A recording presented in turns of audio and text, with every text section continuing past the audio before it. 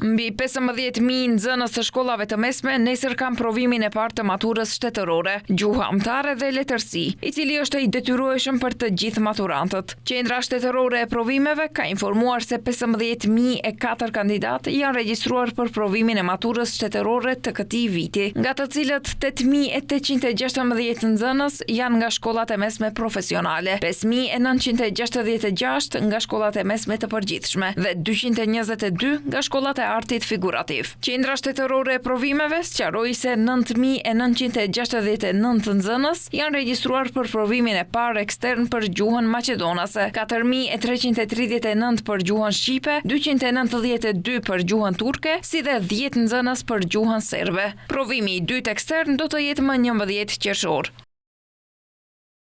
Provimi i dytë ekstern për provimin e maturës shtetërore, i cili është zgjedhur për nxënësit, do të jetë më 11 qershor. Ashtu si vitet e kaluara, numri më i madh i nxënësve zgjodhen lëndën e gjuhës angleze, gjithsej 13.457 nxënës.